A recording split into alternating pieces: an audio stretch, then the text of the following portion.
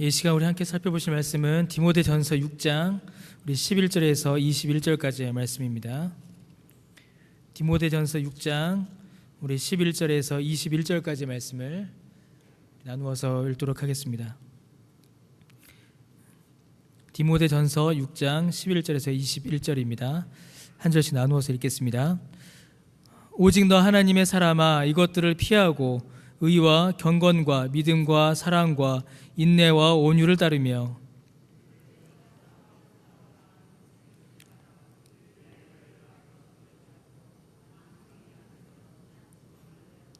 만물을 살게 하신 하나님 앞과 본디오 빌라도를 향하여 선한 증언을 하신 그리스도 예수 앞에서 내가 너를 명하노니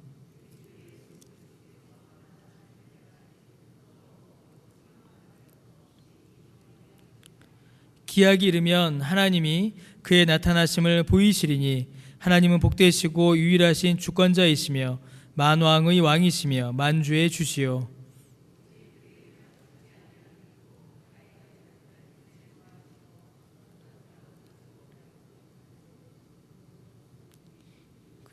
존귀와 영원한 권능을 아멘.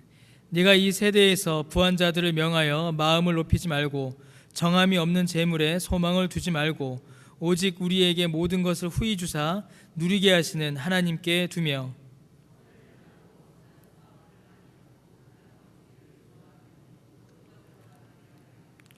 이것이 장래에 자기를 위하여 좋은 터를 쌓아 참된 생명을 취하는 것이니라.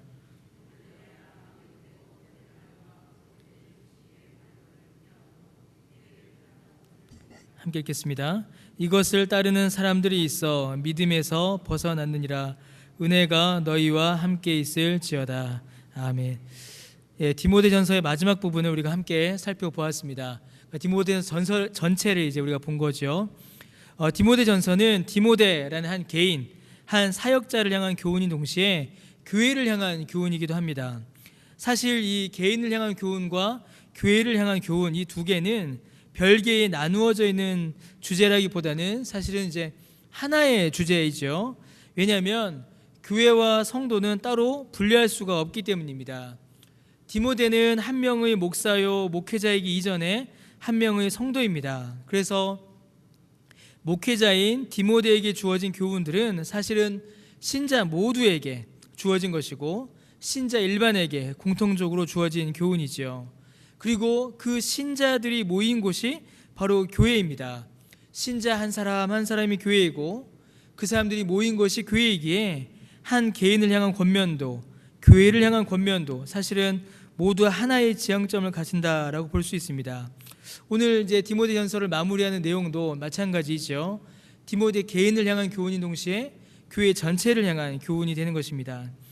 먼저 11절에 보니까 바울은 디모데와 교회의 모든 성도들이 이루어야 할 열매가 무엇인지를 설명합니다. 11절에 오직 너 하나님의 사람아 이것들을 피하라 라고 되어 있죠. 이것들은 이제 우리가 살펴보지 않았는데요, 이 앞부분에 등장한 것들입니다. 또 뒤에서 다시 한번 나타날 것인데요, 악한 것들, 거짓 교훈, 과도한 물질에 대한 욕심들, 이런 것들을 피하라 라고 지금 바울은 디모데에게 이렇게 말하고 있는 것입니다. 자, 그럼 피해야 할 것이 있다면 이제 또 따라야 할 것들이 있죠. 따라야 할 것들이 무엇인가? 이제 11절 뒷부분에 나옵니다. 무엇을 따라야 하는가? 의와 경건과 믿음과 사랑과 인내와 온유를 따라라 라고 이렇게 이야기합니다. 6가지를 이제 말하고 있죠. 이 6가지는 크게 둘로 나뉩니다. 먼저는 의와 경건과 믿음, 이렇게 3가지를 묶을 수 있습니다. 이 3가지는 하나님을 향한 신자의 자세라고 볼 수 있죠. 하나님을 사랑하는 것, 하나님을 향한 믿음의 자세, 신자의 자세다라고 할 수 있습니다. 먼저는 의를 따라야 합니다. 여러분, 의는 거룩한 삶이라고 할 수 있죠. 거룩한 삶은 하나님께서 기뻐하시는 것을 행하고 하나님께서 싫어하시는 것은 나도 거부하는 삶, 그게 바로 의, 거룩한 삶입니다. 죄를 미워하고 하나님의 말씀에 순종하여 사는 삶, 그런 의의 삶을 살아야겠지요. 그런데 이 의의 삶은 단순히 그냥 의롭다, 거룩하다라는 말로 끝나지 않고 반드시 경건한 삶으로 이어집니다. 의는 경건으로 이루어져요. 의로운 자는 경건한 삶을 살아갈 수밖에 없습니다. 여러분, 경건은 하나님을 향한 내적인 소망과 사랑이 외적으로 형태를 갖추어 나타나는 것이 바로 경건입니다. 사랑과 같죠. 진실한 사랑은 여러분 어떻습니까? 말로만 내가 사랑한다 해서는 그것이 참된 사랑인지 알 수가 없어요. 참된 사랑은 마음으로 참으로 사랑하는 마음이 있는 동시에 겉으로 실제로 그 사랑에 합당한 삶을 살아가는 것, 그것이 바로 참된 사랑이다라고 할 수 있습니다.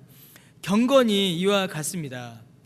하나님을 사랑하는 마음이 내 안에 충만할 때에 그것이 외적으로 형태를 갖추어 나타나는 것, 그 모습을 가리켜서 우리는 경건이다라고 말할 수 있는 것입니다. 그냥 단순히 어떤 외적인 모습만을 말하는 것이 아니에요. 내적인 사랑과 외적인 실천, 하나님을 향한 사랑이 깊으면 그 삶의 모습에서도 실제로 구체적으로 나타난다라는 것입니다. 그래서 마음과 행위가 결합되는 것, 이것이 경건이다라고 할 수 있습니다. 여러분, 마음이 없이 그저 행하기만 하면 뭐가 될까요? 외식이 되겠죠. 거룩한 척, 경건한 척 하는 것입니다. 반대로 행함이 없이 마음으로만 사랑한다라고 하면 뭐가 되겠어요? 거짓이 되는 겁니다. 가짜가 되는 것이에요. 참된 경건은 하나님을 향한 사랑의 마음의 진실함과 그 마음이 구체적으로 삶 가운데 일어나는 경건으로 이어지게 되어 있습니다. 의로운 사람이 경건을 행하게 되는 것이죠. 그리고 의와 경건을 행하면 결과적으로 믿음을 더하게 됩니다. 하나님을 사랑하는 마음이 더하여지고 그것이 외적으로 실제로 삶 가운데 나타날 때에 우리의 믿음이 자연스럽게 성장하게 되는 것이죠. 이 세 가지, 의와 경건과 믿음은 따로 분리되어 있지 않고 신자의 삶 가운데 자연스럽게 연결됩니다. 의, 하나님이 사랑하는 것이 무엇인가를 아는 것이고, 경건, 하나님이 사랑하는 것을 행하는 것이고, 믿음, 하나님이 사랑하시는 것을 알고 행하니 하나님을 향한 사랑이 더욱더 자라나게 되는 것이죠. 의와 경건과 믿음을 우리는 쫓아서 행해야 하고 우리는 따라가야 합니다. 그에 이어서 바울은 또 사랑과 인내와 온유를 따라라 라고 이렇게 이야기합니다. 사랑과 인내와 온유, 이것은 이제 우리의 이웃, 또 믿음의 형제 자매들 향한 자세이죠. 첫 세 가지가 하나님을 사랑하는 것이라면 이 세 가지는 이웃을 사랑하는 것입니다. 하나님을 향한 사랑이 우리 안에서 자라나게 되면 그 믿음이 외적으로 흘러나가게 됩니다. 하나님을 향한 사랑이 우리 안에서 많이 자라나게 되면 넘쳐서 이웃을 향한 사랑으로 나타나게 되죠. 그러면 여러분, 이웃을 향한 사랑은 구체적으로 어떤 모습일까요? 단순히 사랑한다 라는 말 혹은 사랑하는 마음, 그런 어떤 구호나 다짐으로만 이루어지진 않습니다. 여러분, 사랑은, 여러분 다 사랑해 보셨죠? 사랑 안 해보셨나요? 다 사랑 해보셨잖아요. 그렇죠? 예, 청년들한테 얘기하면 참 좋아하는데, 우리 결혼한 지 얼마 안 된 박성원 전사님 사랑하죠? 예, 사랑하고 있죠 지금도? 예. 사랑은 노력이 필요합니다. 사랑은 노력이 필요해요. 하나님께서도 우리를 사랑하셔서 하나님도 노력하셨습니다. 우리가 사랑하는 것도 많은 노력, 수고가 필요합니다. 특별히 인내와 온유함이 우리에게 필요합니다. 사랑은 인내와 온유의 노력을 우리에게 요구합니다. 여러분, 사랑하는 데 있어서 가장 필요한 게 뭐냐면 인내입니다. 인내.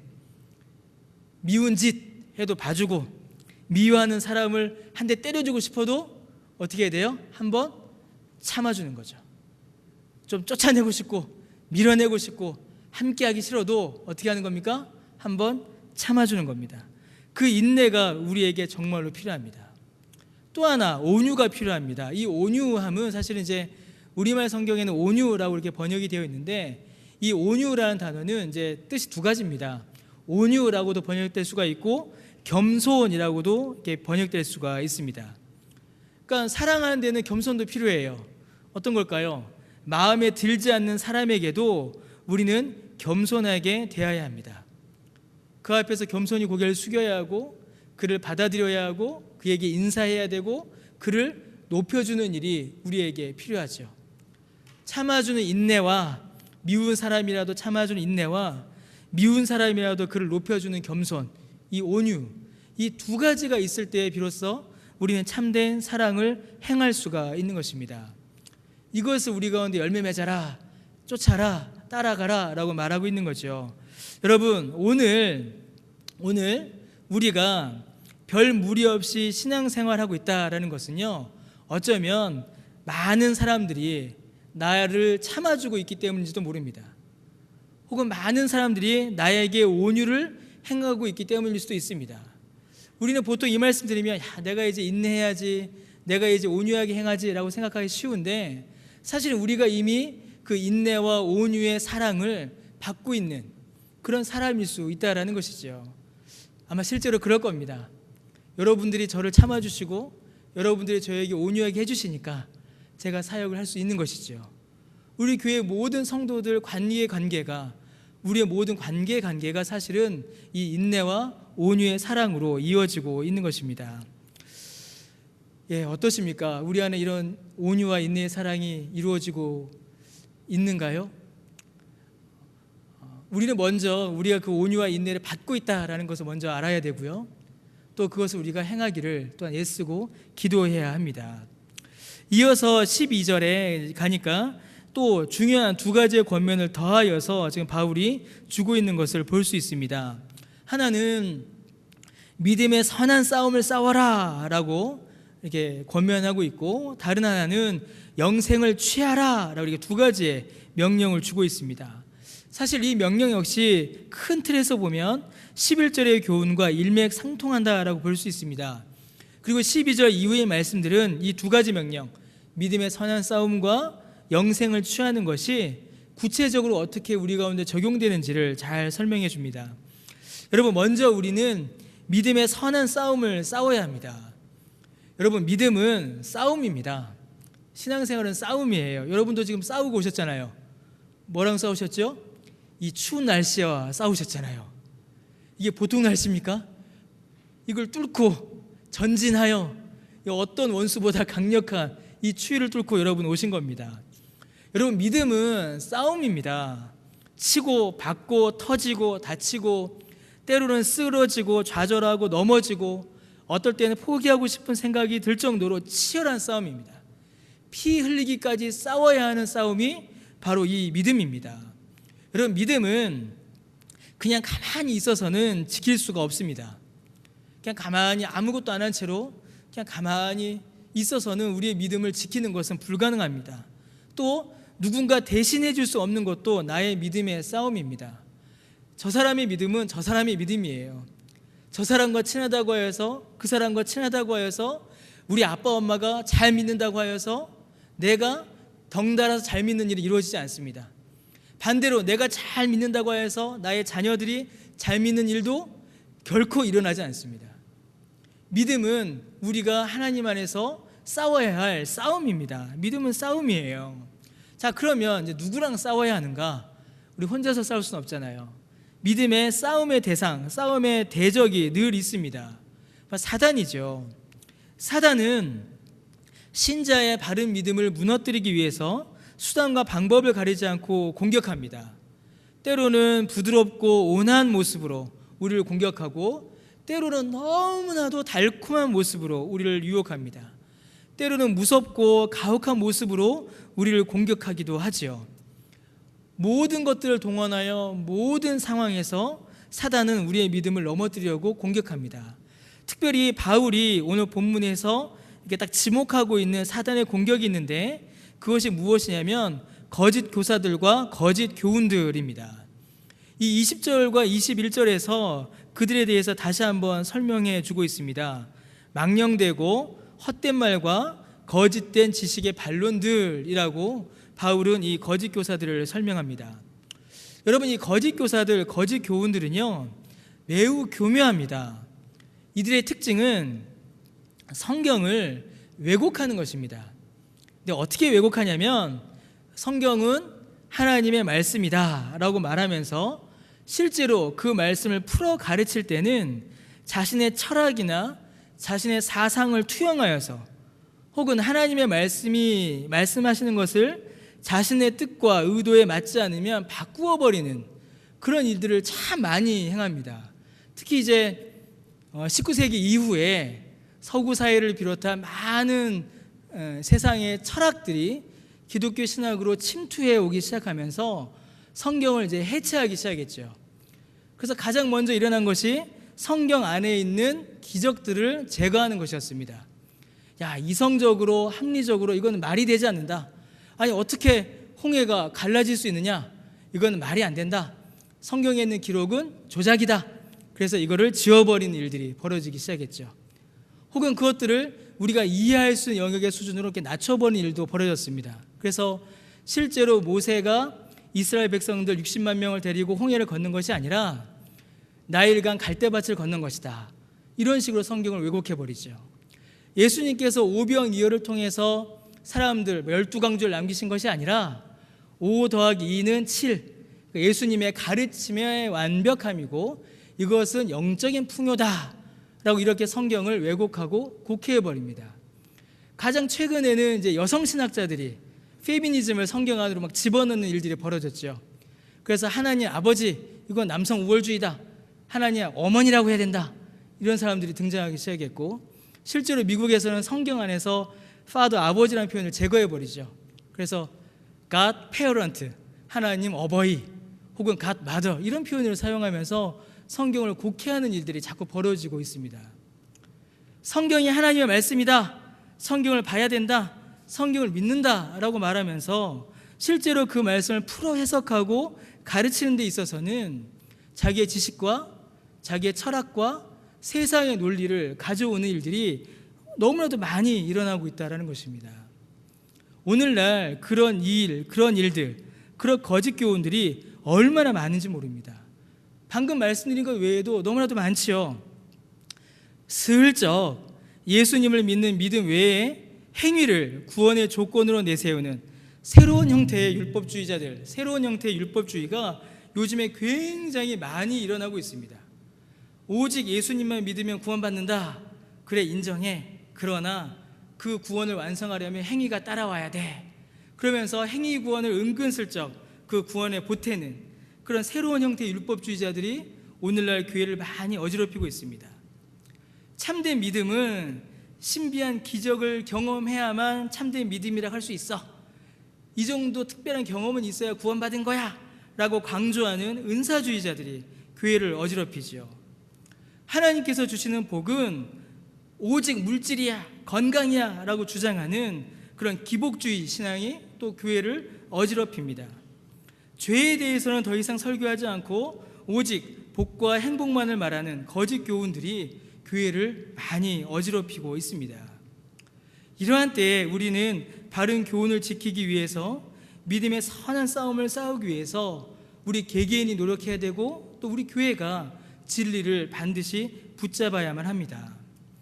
여러분, 본문에서 싸우라라는 단어는 원래 이제 두 가지의 의미를 가집니다. 실제로 하나는 이제 파이팅이죠. 말 그대로 원수나 대적과의 싸움을 의미하기도 하고, 이 싸우라라는 단어의 다른 의미는 이제 경주하다라는 의미가 같이 있습니다.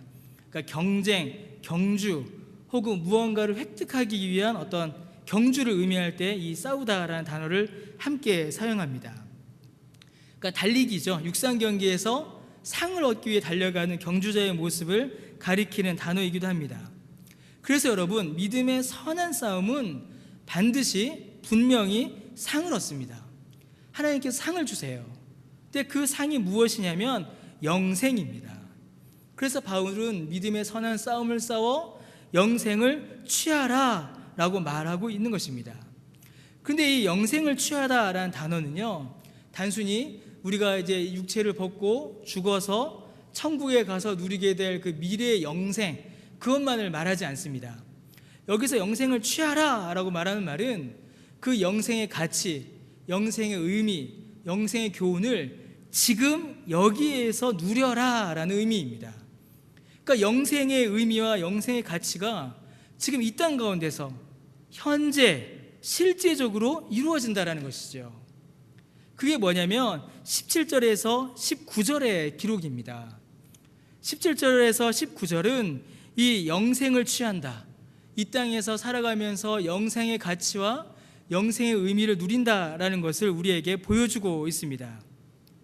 그 첫 번째가 뭘까요, 여러분?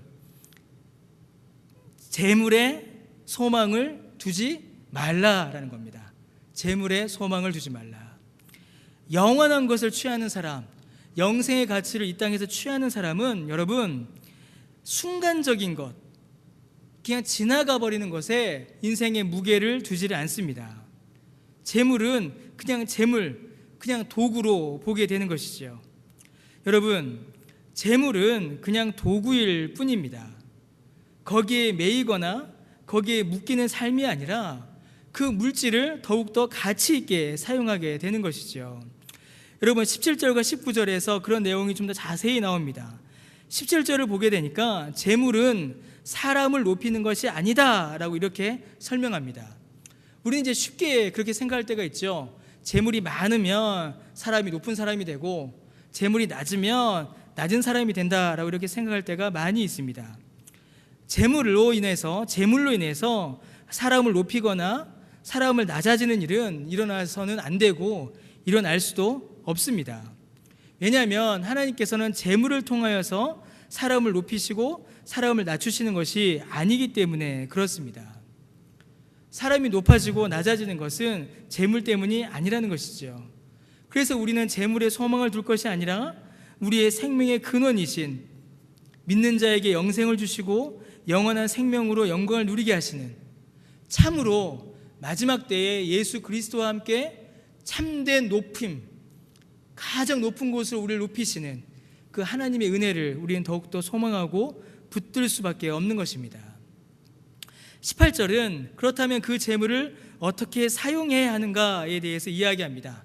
17절에서는 재물에 궁극적 소망을 두지 말라라고 이야기하고 18절에서는 재물을 이렇게 사용해라라고 이야기합니다. 뭐라고 하죠? 선을 행하고 선한 사업을 많이 하고 나누어지기를 좋아하며 너그러운 자가 되라라고 이렇게 설명합니다. 재물을 가치 있게 사용하여라. 재물을 통하여서 선한 일을 해라라고 말하고 있는 것이죠. 여러분, 영생을 취한 사람들, 영원한 것에 가치를 두며 사는 사람, 그리고 그런 교회는 이렇게 현실을 살아가는 것입니다. 현실을 무시하거나 부정하는 것이 아닙니다. 현실에 궁극적 소망을 두지 않는 삶인 것이죠. 하나님께서 우리에게 맡기신 것들을 하나님의 뜻에 따라 하나님이 기뻐하시는 방법으로 사용하는 것, 그것이 바로 영생을 취한 사람의, 교회의 모습인 것입니다. 결국 오늘 본문은 교회가 이 마지막 때에 애쓰고 감당해야 하는 두 개의 큰 사역을 우리에게 보여줍니다. 첫 번째는 바른 믿음을 지켜내기 위한 노력, 그리고 교육과 훈련을 교회는 감당해야 합니다. 그러니까 교회는 가르치고 배워야 한다는 것이죠. 성도들 한 명 한 명이 믿음의 선한 싸움을 싸워나갈 수 있도록 교회가 바른 말씀으로 성도들을 돕고 가르치고 인도하는 일을 교회는 열심히 감당해야 합니다. 교회 스스로도 바른 믿음을 지켜나가기 위한 싸움을 해나가야 하는 것이죠. 이 일이 지금 이때에 우리 교회에, 그리고 우리 모두에게 하나님께서 요구하시는 사역입니다.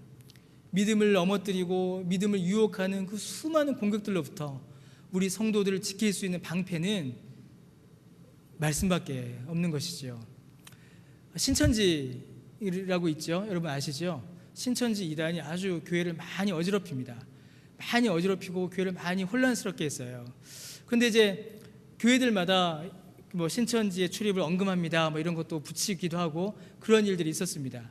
근데 제가 이제 실제로 이제 신천지를 이렇게 만나서 들은 이야기입니다.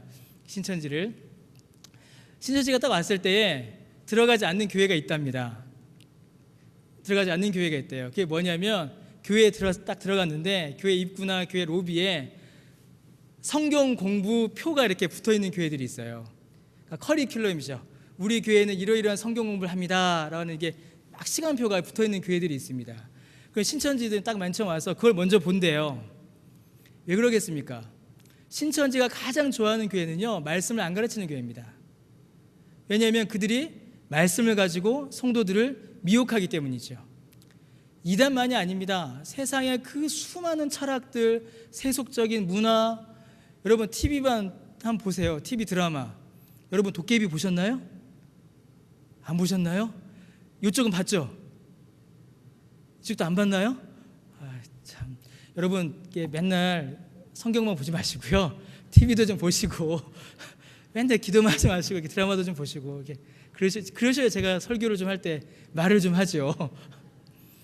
여러분 요즘에 드라마들이 한때는 막장이라고 해서 불륜 뭐 이상한 그런 것들이 많이 이제 이슈였죠.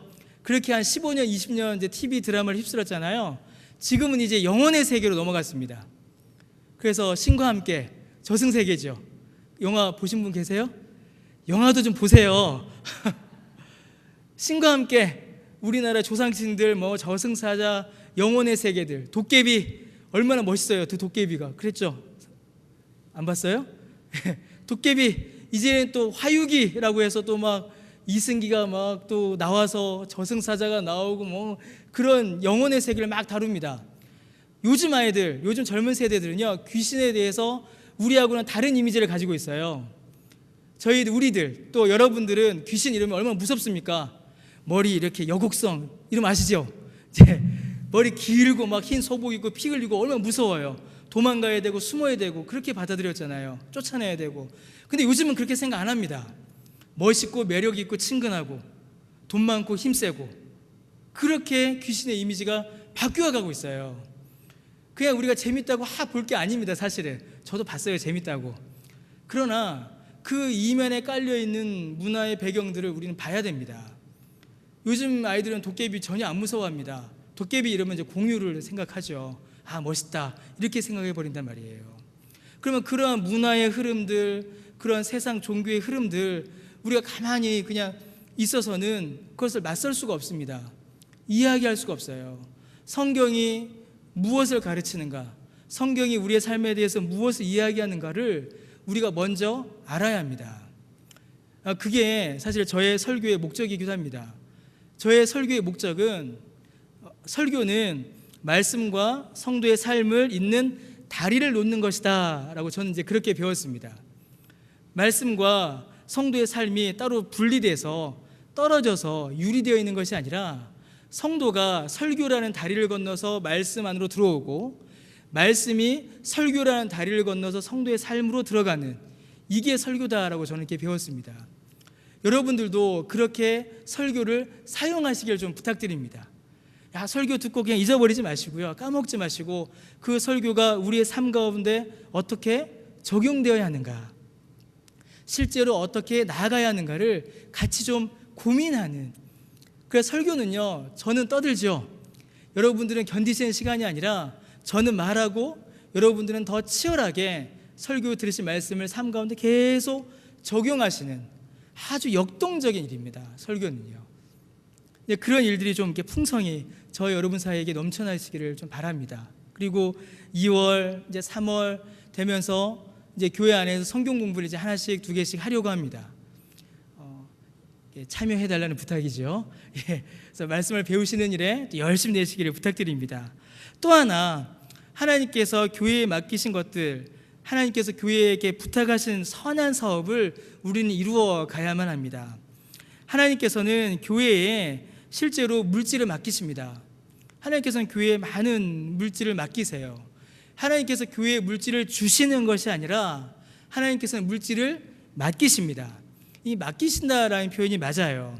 왜냐하면 하나님께서 이 물질을 허락하실 때는 그 물질이 하나님의 뜻에 합당하게 쓰여야 하기 때문에 그 물질을 주십니다.